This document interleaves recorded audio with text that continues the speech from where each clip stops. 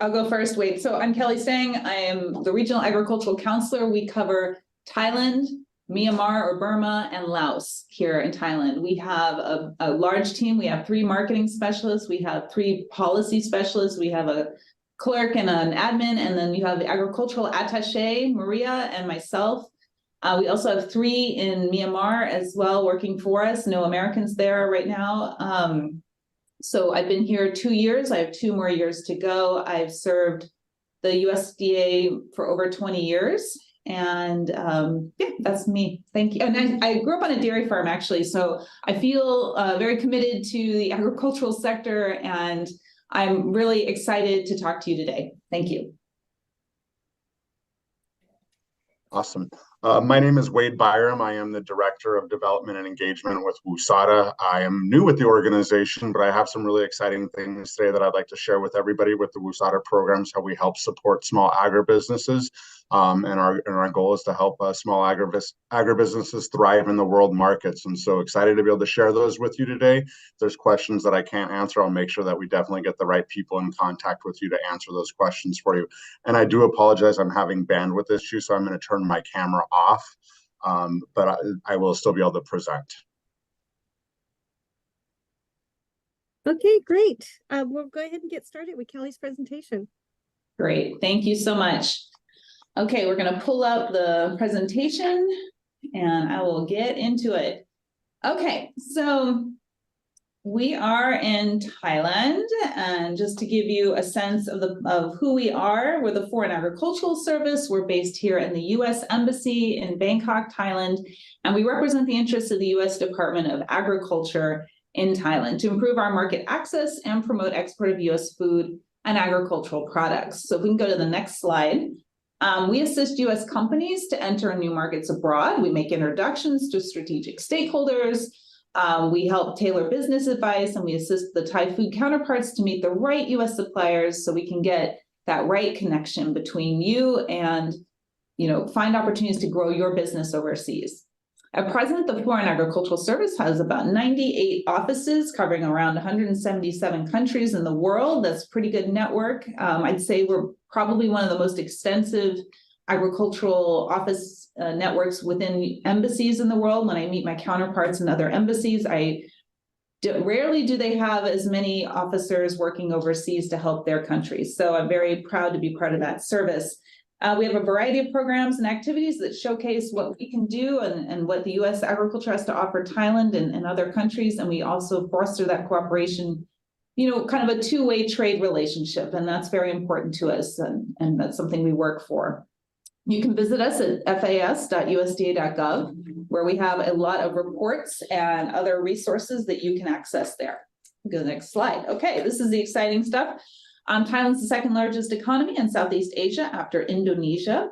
It's a middle income country with a strong urbanization, and per capita income here is $7,091 as of 2022. For Thailand, there are a lot of reasons to be optimistic. With higher tourist arrivals, that's going to spur domestic consumption and spending. And the National Economic and Social Development Council expect Thailand's gross domestic product to grow between 2.7 and 3.7%. In the next year. So given that anticipated rise of tourists coming back and China's borders are now open, the Thai baht is predicted to outperform other Asian currencies. But it's still a challenging global macro situation. There might be a slight dip in the value of Thai baht. Right now we're down a little bit, but it's about 35 baht per US dollar. And that was the first half of the year. And we'll probably see it recover to about 33 per US dollar by the end of the year. The government set a goal to become a high-income country by 2037 and unlock Thailand from several economic challenges it faces by focusing on 4 major objectives: economic prosperity, social well-being, raising human values, and environmental protection. So to achieve that economic prosperity that they're going after, the key drivers identified by the Thais are innovation, technology, and creativity. The Thai government aims to raise research and development expenditures to 1.5% of GDP and increase economic growth and boost the national per capita income to $15,000 US by 2032. It's an open economy. You can see on the map, there's a number of free trade agreements. We've got 17 free trade agreements with different countries, but the United States is not one of them. So we face some real challenges, and we'll get into those in a minute. Thailand has shown a gradual economic recovery from COVID-19 pandemic in 2022.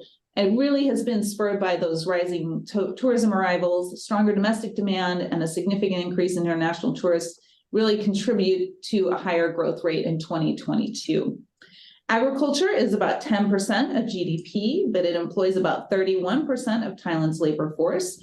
Crops like rice, cassava, rubber, sugar, corn, and palm oil are pretty much the largest share, about 75% of agricultural production.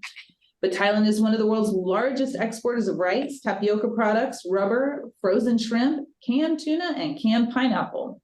The National Food Institute reported that the value of Thai food exports was $38.8 billion in 2022.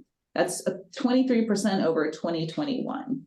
But they're also anticipating an 8% contraction in Thai food exports in 2023 due to a slowdown in global trade and economic activities with Thailand's trade partners, especially in those major markets with like the EU, China, Japan, and the United States. So if we go to the next slide, agricultural trade between the United States and Thailand is sizable. We have a very important partnership here. Thailand was the 20th largest export market for U.S. ag and the 12th largest supplier to the United States in 2022. The United States is the third largest supplier of agricultural products to China, about 9% of total agricultural exports after Brazil and China. About 38% of U.S. ag exports to Thailand are bulk commodities, followed by intermediate products, about 27% consumer-oriented products, 27%, and fishery and forest products, about 8%. It's a good destination for U.S. ag exports. It's got a growing economy. It's a hub for tourism, and there's rapidly changing incomes and lifestyles that favor high-quality food products. Frankly, our reputation here is very strong, which makes it a great destination for us, even though we are the higher-priced products typically. That growth is hampered by those tariffs.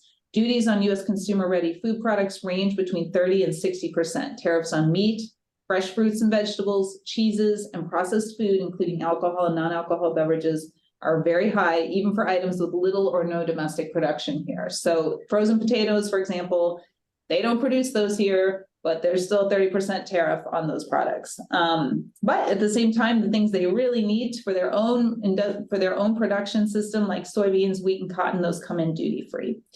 Okay, so let's look at the major imports of U.S. high-value products. Let's go into dairy. So we added a lot of slides for this presentation, so we're going to get into a little more detail for you, just tailoring it to your group. We have Thailand's imported dairy market was valued at $1.4 billion in 2022. That was a 17.5% growth over 2021. The United States is the fourth biggest exporter here with about 8.4% market share. And we did see a 26% growth from 2021. Again, you're looking at that tourism increase, you're looking at rising incomes driving a lot of this. Our growth of imported U.S. dairy products to Thailand are basically skim milk powder, whey powder, lactose, and cheeses. And we spend a lot of time working on those cheeses. There's huge opportunities for food and beverage manufacturing sectors here with the dairy ingredients. Innovation is a major strategy to drive sales and develop those portfolios and categories in dairy. So new, healthier options like high protein products in particular are used to add kind of value, excitement, and lure the millennials and younger generation consumers to eat more dairy and look for those high protein products. Younger audiences here are definitely open to trying new concepts and flavors, and that innovation is definitely tailored to that group of people. We want to talk about cheese. Cheese market was about $68 million business in 2022. And they think they'll hit a $97 million business by 2027. The demand for cheese in Thailand is basically in the food sector. Food service channel. Thais haven't traditionally eaten cheese, but there is interest in cheese. There is a 9 cheese pizza out there right now being sold by Pizza Hut that just looks crazy. And that's where Thais are kind of experiencing cheese initially. It's regularly used in Western style restaurants. And that's, those international tourists and younger Thai consumers are looking for those products. Thailand's imported cheeses were valued at 106 million in 2022 and saw a 17% growth over 2021. So good business there. Let's talk about fruit. Thailand, although it's a big producer of tropical fruits, it still imported fresh fruit at about 833 million in 2022 and saw a 6% growth over 2021. The US was the fourth market share of 2.7% in 2022. So you see where, if you look at the numbers there, China's kind of the big one to compete with, and then it's Australia, New Zealand, US. So they're really the large one there. Top US fruit exports to Thailand are apples, grapes, cherries, strawberries, and other stone fruits such as plum, pear, and nectarines. Let's talk about seafood. We are not in the top four, but Thailand's seafood market is a $4.4 billion business here. They saw 15% growth from 2021. We're number 10. We had a 3.4% share. US seafood exports to Thailand are mainly fish, like salmon, pollock, and flatfish. That volume is mainly driven by seafood for processing. However, high value products like Maine lobster, scallops, and Alaskan king crab are still in demand for fine dining. There's also a tremendous growth of Japanese restaurants here in Thailand where that really drives fish consumption here. So that's another area we are watching carefully to see about opportunities. Let's talk about beef. Everybody loves US beef here, except it's very expensive. It's about a 50% import tariff. So that's a real challenge. We're number 5 at 3.4% market share. We did have a record year of exports last year, but the total beef market's valued at about 254 million. Again, that the tourism growth is going to drive that. We saw 44% in growth since 2021, but we had a drop off there too. It's just a high value product, and it's something we offer a little bit different than our competitors. And it's a good space to be in, but again, it's a tough market because we are so expensive. So imported food ingredients, it's another sector we are very much watching. We've got a 10% market share of a $254 million business that again saw a huge growth, recovery. I keep calling it growth, but it's much recovery as well, and 44% growth from 2021. The US was number 4 with that 10% market share. So another sector we think has real potential: imported condiments, sauces, jams, jellies, those processed products that are shelf stable. We got a 6.2% market share, you can see there, and it's a $124 million business. And we're number 7 in the market, but we really are expecting to see more growth going forward. And we get into chocolate. Don't think of us as a big chocolate producer, but we're a big confectionery producer. So there's a really good market for us there. It's interesting that the other major suppliers, China's not number 1 on this one. So that's, Malaysia's got that cornered. And again, it's another big business at about 389 million in 2022. Imported wine. It's tough. It's tough out there with the Australians. They don't have that free trade agreement, so they have the market share. We face the same tariffs as the Europeans, though. So until the Europeans have a free trade agreement, which they are working on actively in this region, we'll probably hang out around 8%. That is a growth, another market development area our office is looking at. But if you're a wine exporter, I'd love to talk to you about that. Imported dog and cat food. I love this sector because it's kind of that sneaky one people don't think about very much, but Thailand is actually a major producer in the region for cat and dog food. And yet we did rank number 3, we have an 11% market share. We're looking at high value products that we send here. So not the cheap dog food, but the really, really expensive stuff. Okay, let's get into Thai economy and trade. So we talked a lot about tourism, but it's really a big driver here. And you can see the numbers of tourist arrivals. We often talk about prior to the pandemic, it was almost 40 million tourists coming here to Thailand. We're in that recovery phase. So we've seen a strong rebound. In 2022, we hit about 11.5 million, which, was a good recovery indicator. And the tourism industry really did, as you can see, took a huge hit from the pandemic. The Tourism Authority of Thailand is looking to welcome about 25 million tourists in 2023. I think we could hit that. We're on track. And originally they thought we'd just hit 18 to 20. So people are really excited to come back to Thailand. we're seeing hotel industry is also very optimistic about the tourism sector, citing strong average room occupancy, about 80%, despite a high increase in room rates. I'm feeling that myself as I plan trips. So picking up demand for that imported food ingredients to cater to hotel restaurants is where we're going to see real opportunities for our products, our high value products. So this is a really good graph. I don't know if you can read it very well. If you're reading this on a phone, I know you cannot, but we'll pick out some of the ones that are interesting. These are the top 10 trends for 2023, according to Innova Market Insights. And there's a lot of interesting trends here. Number 2 in the chart is kind of like feel-good foods. Consumers are interested in personal well-being and actively looking for affordable ways to maintain a healthy diet and maintain their personal health.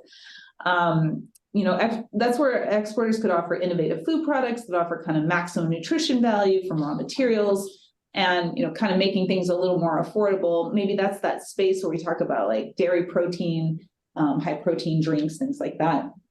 Trend number 3, generational push. While health is still an increasingly important purchase driver, novel international flavors, that's what people are, they're going to experiment. And Thais, I will give them a lot of credit, are willing to try new things. And if you come to Bangkok and visit us, you will see every kind of international cuisine here. So Thais love to eat, and that's a really good helping us drive kind of our selling Western and innovative products. Trend number 4, plant-based trends are a global phenomenon, obviously, and it has hit some roadblocks, but we're refocusing on consumer demands here for real nutrition and real flavor.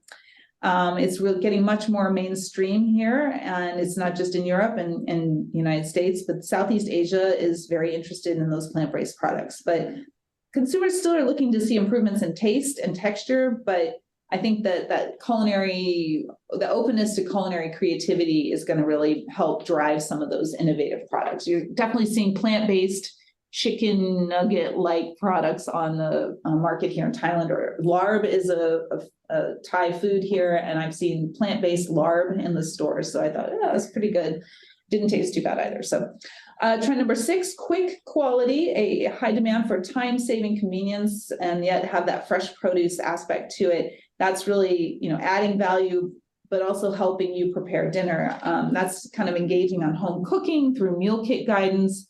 That's kind of elevating the experience for consumers who want to maintain or extend the culinary range of things they're able to cook at home.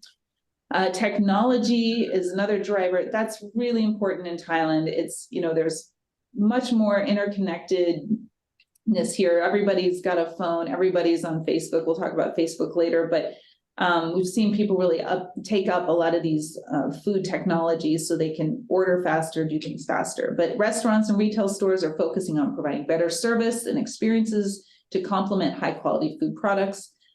We've prepared actually a report. I hope you all read and download it, the Thailand Food and Restaurant Trend 2023. I thought this was an excellent report, and we put that out there recently, and kind of helps you look at the opportunities and trends and challenges too that will happen in 2023.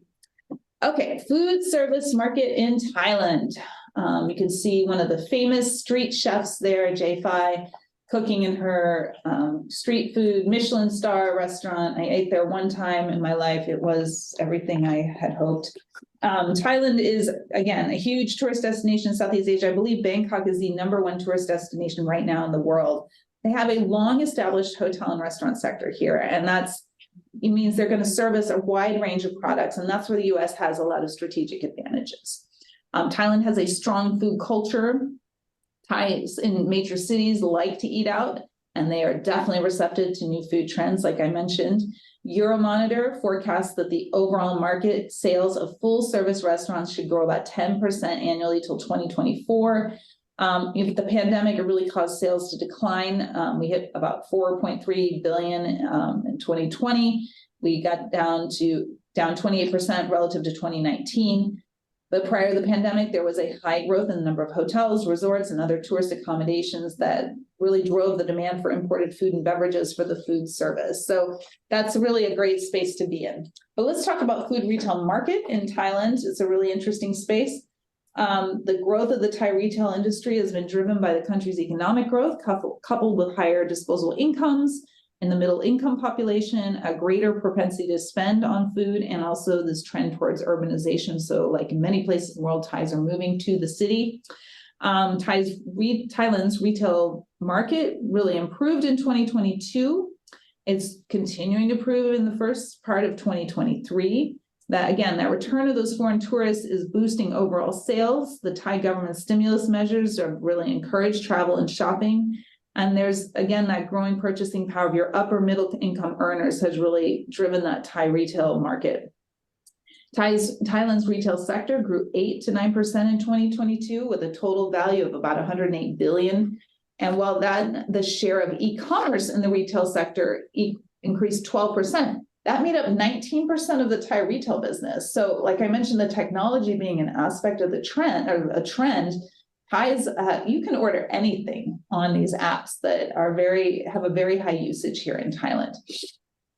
I mentioned the middle income high consumers remain that key target segment for many retailers.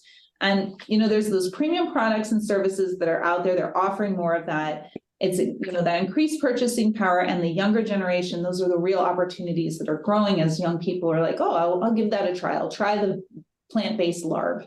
So the major retail players in Thailand that you should know in the supermarkets, there's Gourmet Market, Central Food Retail, or Central Food Hall and Tops Supermarket. There's Villa Market, Foodland Supermarket, Max Value, UFM Fuji Super, and Rimping Supermarket. Rimping is only up in Chiang Mai in the northern part of Thailand. The hypermarkets that we have here is Lotus's and Big C. They're kind of like the Walmart and kind of analogous to Walmart. The cash and carry macro, I call it Costco of Thailand. And then we have convenience stores and 7-Eleven, Family Mart, and Lawson 108. I swear I'm never more than half a block from one of those at any time in Thailand. So, supermarket operators here tend to target that middle income, upper income consumers, and they're kind of, they have a little more expandable income. They have a little more flexibility, even with the shock of the pandemic. So there's real opportunities. You can market directly to some of these retail chains like Central Food Retail, Villa Market, Macro, and Big C through their import divisions. Again, we'll talk about best prospects, but dairy products like cheeses, cream cheese, fresh fruit, dried fruit, nuts, breakfast cereal, snack foods, frozen ready-to-eat foods, canned foods, frozen seafood, plant-based foods and beverages, healthy foods and beverages. Those are all really good best prospects that we've identified here. Okay, Harley Davidson, California milk, we've got the beef. Those cherries that came over this year were amazing. We do a lot to promote U.S. ag products. During COVID-19, though, it really changed how we did that. And this picture of this Harley Davidson team, this motorcycle enthusiast group, I saw this before I came to Thailand, and I was like, I don't know what that office is doing, but this looks amazing to me. I'm excited to join this team. COVID really changed the food landscape and how we do promotions, but it's actually expanded a lot of opportunities at the same time. One way we highlight U.S. food products in the market is by partnering with retail stores and running in-store promotions, right? That was what we were doing previously. But like I said, online shopping and the apps, the technology and delivery has really taken off in Thailand since the pandemic. According to Statistica, revenue in the online food delivery segment is projected to reach 486 million in 2022. Well, you haven't seen final data on that, but I'm very curious. We did a Taste of America promotion with a local retail chain, Gourmet Market. And we did a hybrid promotion with a 14-day in-store promotion and a month-long online promotion. So that was in the pandemic. And that promotion covered about 300 US products and resulted in 39,000 in sales. Well, that model continues to be something we do. So this week, actually, we will launch again with Gourmet Market, an in-store promotion, but also a longer running online promotion. But we've worked with media influencers. We reach about 1 million consumers through various online coverage with these projects. And then that Harley Davidson biker group, what they did here was they delivered. So people made orders online and then they delivered to influencers. So it was a very creative way to get actually a US product, Harley Davidson's, delivering more US product, US food to influencers and get them to talk about it. Okay, so there's a lot of opportunities, but there's plenty of challenges. Thailand's food and beverage sector is much more mature compared to some of the other sector or other countries in the region. It is sensitive to foreign trends and changes in consumer preferences, but we really see COVID-19 was just kind of a blip in terms of like how that affected sales. We're really making, I think, a great comeback here. That dynamic urbanization I mentioned, it's mostly around Bangkok and in central Thailand. The urban population continues to grow for over the last decade, and those higher incomes and kind of changing lifestyles and leaning into Western lifestyles is another aspect to look at. Growing domestic consumer base, especially wealthy consumers, we're seeing rising incomes driving more food and beverage purchases. Sorry, running out of air here. The pandemic accelerated the adoption and growth of food delivery in Thailand. It is quite amazing, actually, what you can have delivered here. They have Line Man, Grab Food, Robinhood, Food Panda. All of those services and apps are out there to deliver to you. Also, the model of a cloud kitchen, which I had never heard of until I moved here, is where the food is made in a central kitchen and then delivered out to the consumers, but they don't actually have a restaurant. And then that technology, social media. There's some water. Oh, okay. Wow. Okay, we'll get into it. Sorry. I'm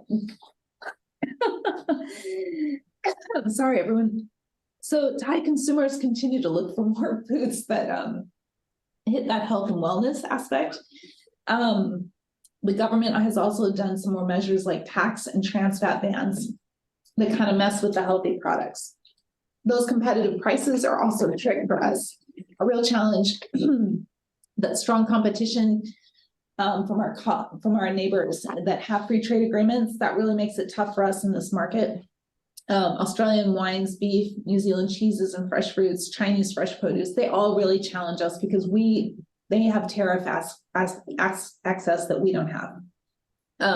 We're going to get into the tariffs here in a second, but those tariffs are really kind of what holds us back. Finally, supply chain and logistic challenges, such as labor, high logistic costs, and container shortages that really hurt us last year. Thank you. Okay, we got more water. We're good. Are increasing the time it takes to get products in the United States. We're actually doing a little bit better on supply chain logistics. And for your information, the U.S. State Department and the Thai Ministry of Foreign Affairs signed a supply chain logistic MOU last year, about a year ago, actually. And it's just one more way we're trying to secure those supply chains and ensure that everything is delivered on time.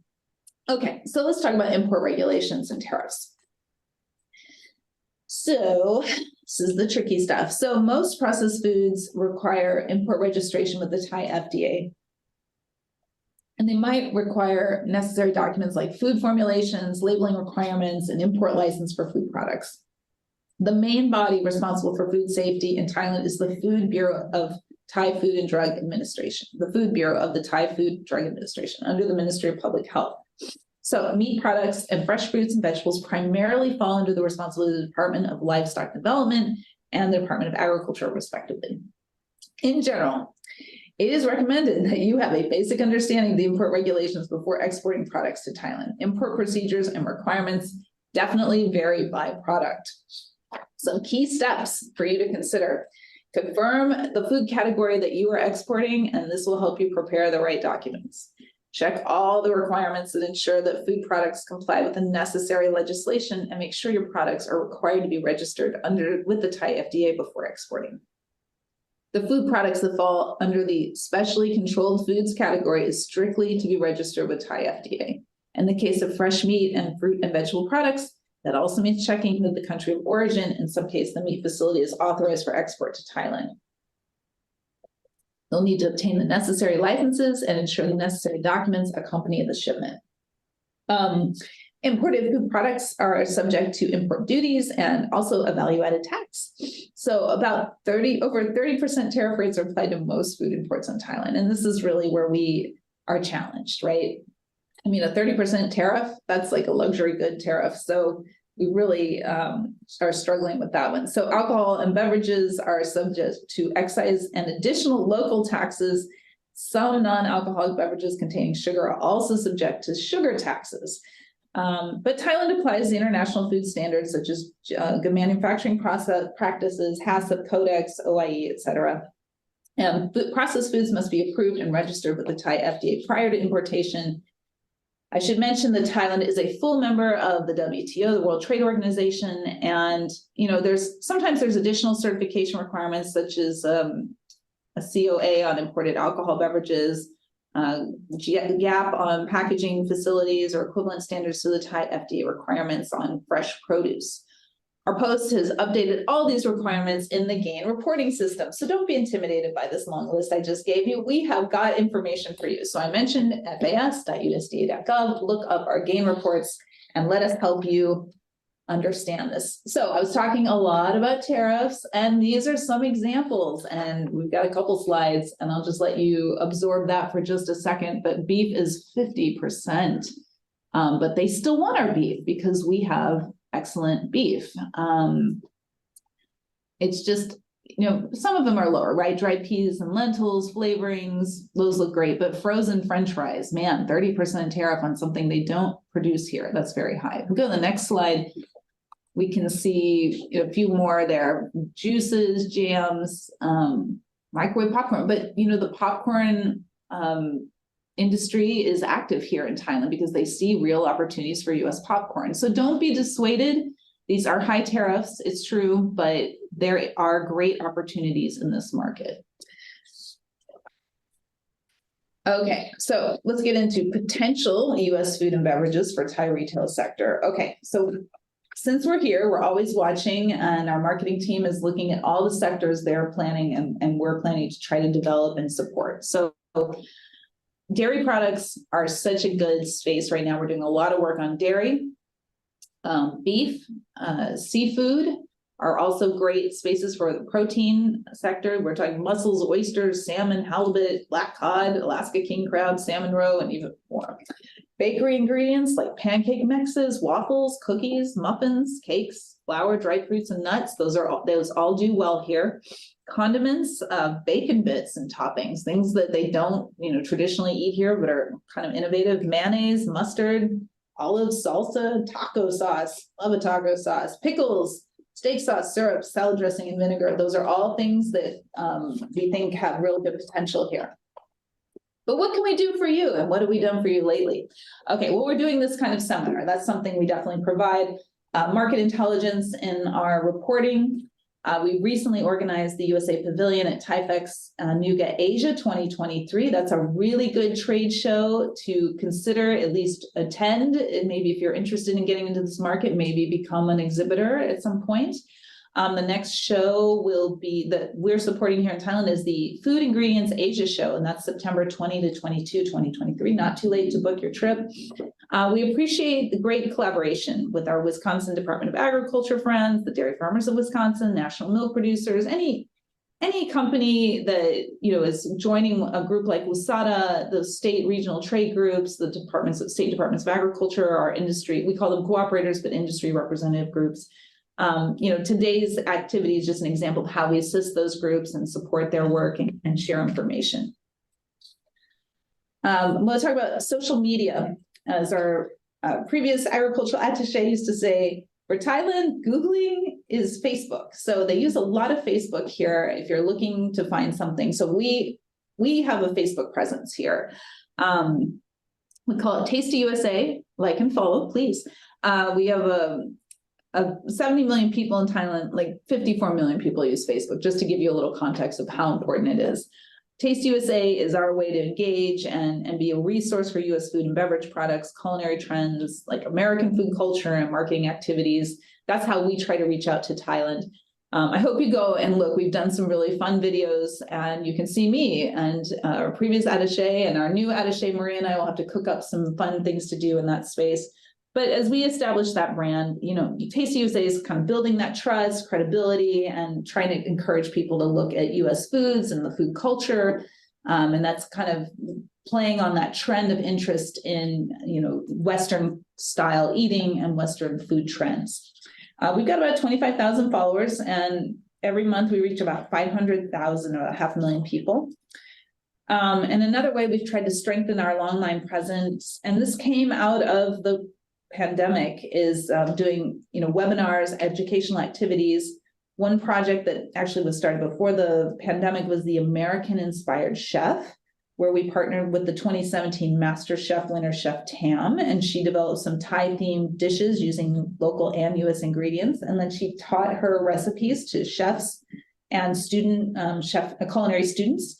We wanted to keep that project alive during the pandemic, so we established the American Food Academy. And anyone can have an account on American Food Academy, actually. So home chefs can use it, and that's where we put trainings that have been developed and other ways that people can learn more about U.S. food. We store those videos there, and anyone can use those. We've invited professional chefs, culinary students, home chefs, food service professionals, entrepreneurs, food importers, retailers, and even bartenders to register on our e-learning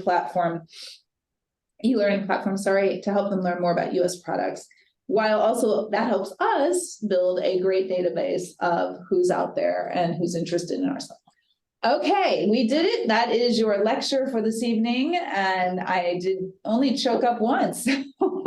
Thank you for listening, and I look forward to your questions. And that's that. Thank you, Kelly. Does anyone have questions for Kelly? Feel free to unmute, turn your cameras on. Hi, Kelly. Corey Keeney here, Excel Trade. We export a bunch of different organic brands from the U.S. So curious what your thoughts are on the importance of organic and or sugar-free, I guess, in the Thai market right now. Good opportunities here. Organic is definitely in the market, in the retail sector. People are looking for that. I think it'd be pretty challenging to be price competitive. The Thais have a fair amount of organic products they're producing themselves, but it depends if you're looking to be an ingredient. I think that's great. Also, if you have halal certification, that's also a bonus. A lot of times here, even though Thailand is only about 3% Muslim, as a food processor, they look for markets in the region, which like Malaysia, Indonesia, they want to send halal there. But certainly organic has a space in this market. Absolutely. And sugar-free too. And with this new sugar tax, that's actually another advantage for you. If you can say, especially if you're doing beverages, that's very helpful. And you've got all of our emails in the chat, so you can write to us if anyone else is out there who would like to ask some questions. And I really hope if you can take some time to look up the gain reports that we produced here. That's our best way to give you like a very comprehensive point of view on what this market is doing. That's the easiest way for you to download something and review it and then ask more questions. Perfect. I'll go ahead and get started. So again, my name is Wade Byram. I am representing WUSADA today. I'm the Director of Development and Engagement, and thank you guys for all your time. I'm anxious to show you all of the programs that WUSADA can offer to you. There we go. WUSADA is, we are an independent nonprofit trade association that works with the 13 Western states, Guam and American Samoa, and the USDA to help agribusinesses export their goods overseas. Our organization has been dedicated solely to exporting for 40 plus years. We receive funds from the USDA's Market Access Program, which supports overseas marketing and promotional activities by US companies. We use MAP funds to support companies in the West through all stages of exporting. Our global network of partners and resources include in-country trade representatives, agricultural trade offices, and the agricultural marketing divisions of our member states. Our mission and vision. Our mission is to increase international growth of Western agribusinesses by providing financial support, export readiness, and business development services. Our vision is to make Western agribusinesses thrive in world markets. While we are not a government agency, we are closely linked to state and federal departments of agriculture. Each state has an agricultural marketing division that works in partnership with WUSADA to provide a mix of activities and services, trade activities, market research, and assistance with overcoming trade barriers, to name a few. To qualify, you have to be headquartered in the Western United States region, be labeled as a small to medium agribusiness as per SBA regulations. Your products are at least 50% US grown, and over 90% of our participants have 10 or fewer employees. Our programs are geared towards small businesses. Based off of our Global Connect activities, our top markets last year were the UAE, France, and Mexico. We facilitated over 35 trade activities with 456 participating companies, almost 11,000 introductions between buyers to sellers, and $437 million in export sales. One of our other programs is Export Readiness.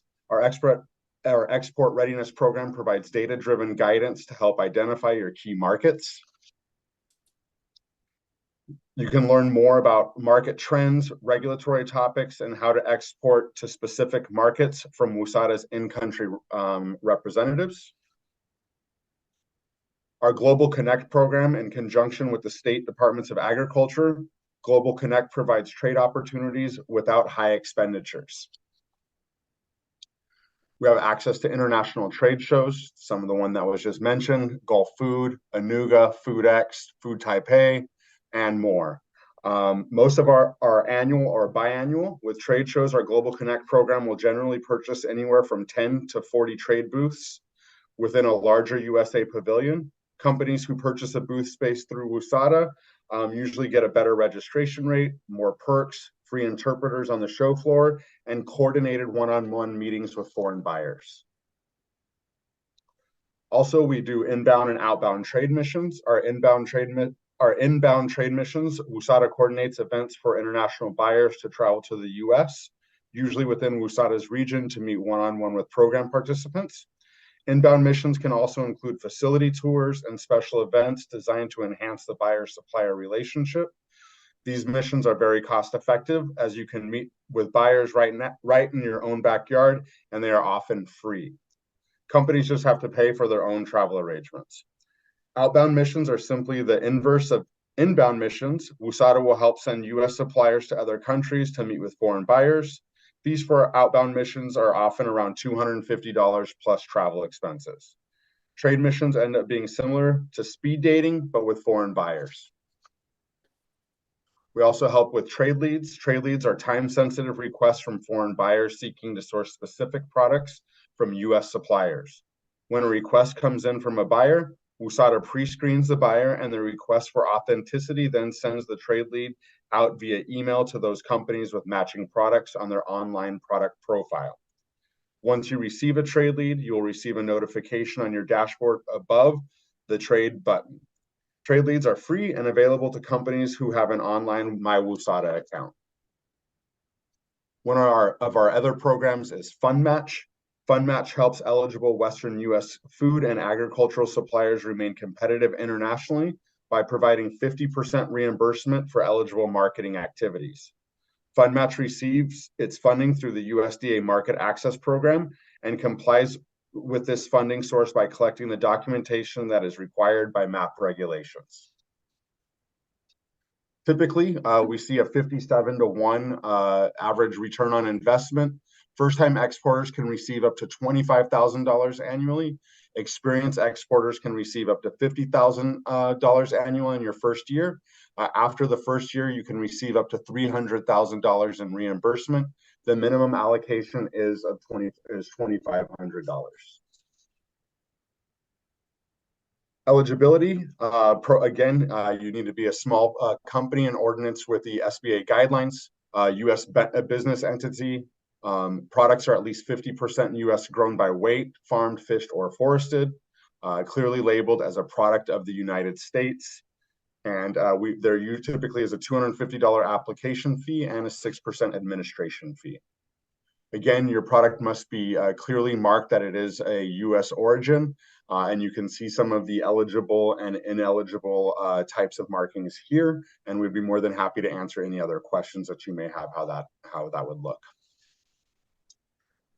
Some of the other types of reimbursable expenses are approved domestic trade shows, freight and shipping to potential international customers for trade shows, pre-approved international trade missions, labels and packaging modifications, advertising, website and web page production, international trade shows from your airfare, lodging, and meals, and more. Our fund match guide is available online, and you would be able to see all of the different expenses that could be reimbursed through on pages 34 through 78. The fund match process is, as you can see here, so that you'd submit an application, you'll be asked to provide company information, submit a marketing plan for each country in which you plan to conduct activities, complete a certification statement. Fund match applicants will pay an application fee of $250. We encourage you to apply as early as possible for the next year. Openings will actually be October 1st of this year for next year. That way you have approval date of January 1st and you'll have a full year to submit claims for eligible activities. There are two parts to applying for the program. After you submit the online application, you receive a checklist within the Fund Match program tile for information we need you to send via email. This process is actually getting ready to go live completely online, and so you'll be able to do everything through our web portal, which will make it much easier for people who may have participated in this program in the past. Fund Match Guide is available online as well at our website, which is wusada.org. Some tips for success: we do offer one-on-one consultant with our fund match liaison. We also are in the process of having dedicated engagement executives to help you through all these processes, through the application, through before you travel, before you conduct an activity, etc. Again, we have all of this information available at wusada.org. A success story from one of our participants, Hilltop Ranch. Fund Match was a great asset to utilize for Hilltop to make attending trade shows more affordable. WUSADA has always been a great resource for Hilltop Ranch to help market our California almonds. The connection we made at Gulf Food resulted in a growing customer list with 50 new distributorships, expansions to new markets, and a 15% spike in sales. You can sign up today at wusada.org. You fill out the details of your company, and WUSADA team will contact you to do a needs assessment and kind of an overview of over all of our programs. Again, it is free, easy, and confidential. Thank you for that, and I'll go ahead and open it up for questions. For time's sake, I kind of went through that pretty quickly there. Anybody has any other extra questions, I'll go ahead and include our email that will go to one of our marketing team members, and they would get in contact back with you. I'll also include my email as well if you would want to reach out to me, and I can help answer any questions or point you in the right direction through WUSADA to make sure we help you out.